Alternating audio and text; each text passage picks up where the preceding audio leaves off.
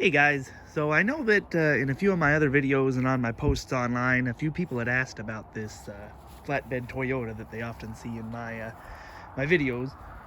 Mainly, most of the questions revolve around exactly what it is. So I just thought I'd make a quick walk around video and show the truck. So the truck is a Toyota. It's a 78 model. It actually started life as a Mirage motorhome. I believe it was an 18-foot, which it's kind of hard to believe that they could put an 18-foot motorhome on there, but a friend of mine had got it and had stripped out the motorhome and basically sold me the truck, and so I converted it and put a flatbed on it. Now what it is was actually a Toyota cabin chassis, which uses the same frame as just a standard Toyota long bed pickup from 1978. So basically the frame, if you can see back here, does run. It's just a normal Toyota frame, and then you can kind of see one of those vertical runners there, and then this horizontal runner was added by the motorhome company to support the motorhome. It also made the perfect base for a flatbed. So what I did is I just put a couple 2x4s vertically just to provide the vertical clearance for the tires, and then I had to use a 4x4 here because the horizontal metal piece on the other side is not directly lined up. And then from there, just a simple 2x6 bed. You will notice there is a panel there. That's a panel to remove to access the in-tank electric fuel pump. And then this piece back here is another custom piece that I built for hauling string trimmers. I can put two of them on there sideways. They don't take up any room on the bed. They don't flop around, anything like that. The trailer hitch is off a Jeep Liberty, I believe. Just happened to be the right size for the frame rails. You can see the two LED backup lights I got there. LED tail lights with reflectors. That one's falling off a little bit. I need to fix that. That tank there you see is for onboard air. I'll go over that here in a little bit. When I got the truck, the back of the cab just had a flange on it where the motorhome had bolted to. So I just simply covered it. Same with the top there. Thought about putting a sunroof on, but never got that far. Those lights there are similar LED driving lights. They really just provide a lot of good light at the nighttime. I think that's about it for the outside. Everything else is just pretty standard Toyota pickup of the era stuff. I did build a couple of storage boxes. There's a bigger one up here in the front. That's like where I keep the jack fluids and whatnot. Then I got two drawers here in the back. This side's all air tools. This side over here is more like hand tools, sockets and whatnot. I got a little lock on there and then I just slide open. It stays pretty dry in there. I don't really have too much trouble with it, but I do try to open them up at least once every month or so and let them air out. All right, so I guess we'll take a look at the inside. So it's a little messy, I apologize. The seats are actually out of a Honda Accord.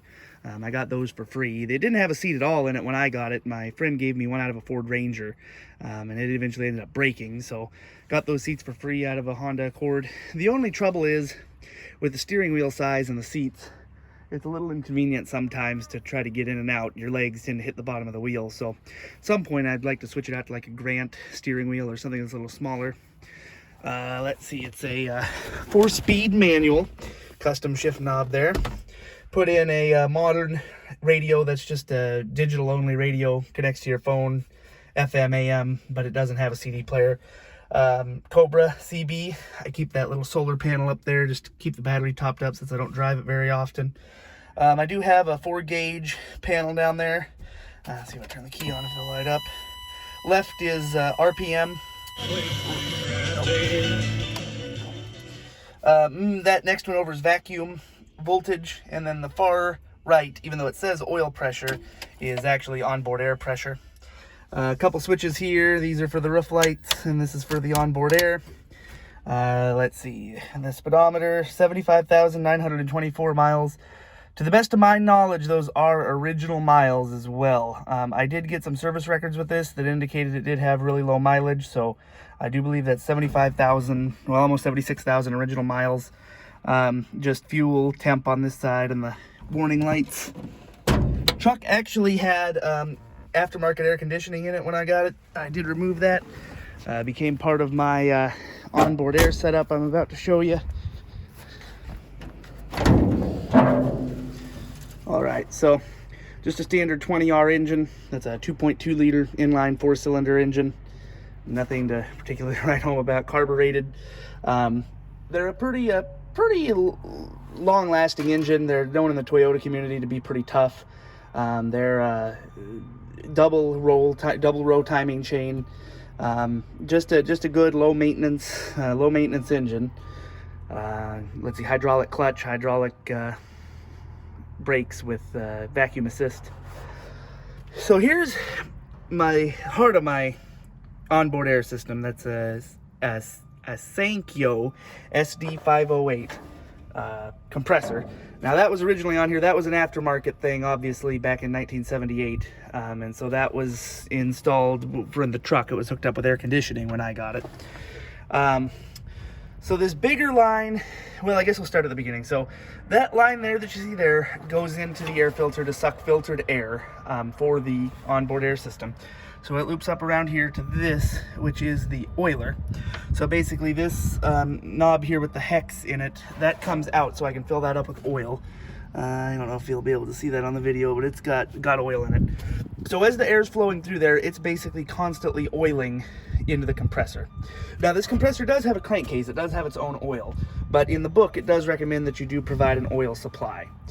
So what happens is then it comes through the compressor, it gets compressed, and it comes up this smaller hose and it runs into this, which is basically a filter, which its main purpose is to filter out most of the oil that comes into it. Now obviously it's not going to filter all the oil out. If I wanted to filter all the oil out, I would need to get a fancier filter. For what I do with it, just filling up tires and running a couple air tools, it's not critical that the air is perfectly clean, so not a concern. So this box here is the pressure control box. Right now that box is set to 125 off and 100 on. So generally the pressure is running anywhere from 100 to 125 pounds. Coming off the one side here, that's the orange hose runs back to the tank. Coming up the other side here, you have a T. That bottom is just the pressure sender for the gauge, and then that top is the quick connect for hooking up an air hose. And then that there is just a safety pressure device in case for whatever reason the pressure valve fails, it'll vent and not let the system build up a bunch of pressure. This filter does require to be drained out every once in a while. It looks like I'm a little past due on doing it. It actually will, if the system loses pressure, it'll filter itself. Otherwise, you can just push that little bottom plug there. You can see there's a little bit of pressure in the system. What I normally do is I have a little cup that I'll put in there and press that, drain all the oil out of there. I don't recycle the oil. I just buy new compressor oil for it because it's cheap enough to do so. Let's see, I think that's about everything under the hood. So yeah, that's it. Like I said, started as a motorhome. I converted it into a flatbed. Makes a good truck for hauling stuff around. I don't drive it all that often. Really just to haul brush and mowers and a four-wheeler on. But you know, it's a good truck to beat around on. Oh yeah, I did want to mention it does have duals in the back. As you can probably see there's two tires there. It is what they call fake duals, meaning that there's only one rim that two tires mount to. They actually had trouble with them back in the day on the motorhomes, so much to the point to where the motorhome companies even put new axles in the motorhomes. This one must have been one that slipped through the cracks and didn't get that. Most of the problems stem from the fact they put too much pressure on the axles, and the axles will actually break or come undone. Because I'm not using it as a motorhome, haven't had any issues with it. But one of the things I do want to do in the future is either look to upgrade the axle or potentially pull that one apart and make a couple modifications to beef it up. So, hope you guys enjoyed. Have a good one.